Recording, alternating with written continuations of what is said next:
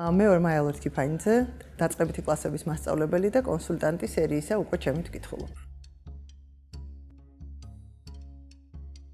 სერია უკვე ჩემი თვითმკითხულობ განკუთვნილია ახალ ბედა მკითხველებისთვის, რომლებიც ახლა იწყებენ წიგნთან ურთიერთობას, დამოუკიდებელ ურთიერთობას, ახლა შეაბიჯებენ ამბების სამყაროში.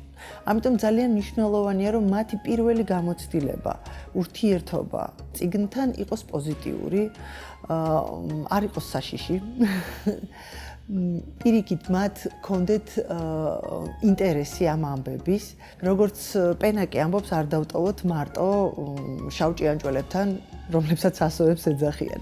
არამედ პირიქით შევთავაზოთ ფერადი, ილუსტრირებული სამყარო, რომელიც დაეხმარებათ ამ ამბების გაგებაში. სერია განკუთვნილია 6-8 წლის მკითხველებისთვის. 6 საფეხურად არის დაყოფილი, პირველი და მეორე საფეხური სულ პატარებისთვის არის განკუთვნილი. და ეს ტექსტები შექმნილია ბავშვებისთვის გასაგები ავთენტური ლექსიკით. წინადადებები არის ძალიან მოკლე და ადვილად გასაგები. მთლიანად სერია აგებულია გამეორების ქარგაზე.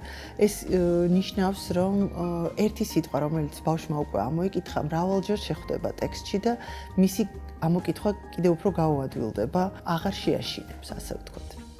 მიზანი ტექსტის არის სწორედ ეს, რომ გაუადვილოს ახალ დამწყებ მკითხველს ტექსტთან ურთიერთობა. ამბები არის აბსოლუტურად განსხვავებული სხვადასხვა. იქ ბავშვები შეხვდებიან როგორც ბოთლში გამოკეტილ ჯინს, ასევე ჭკვიანი კურდღლის და ლომის ისტორიას მაგალითად, ან ქურდის საუზმეზე შეიძლება წაიკითხონ ძალიან საინტერესო ამბავი.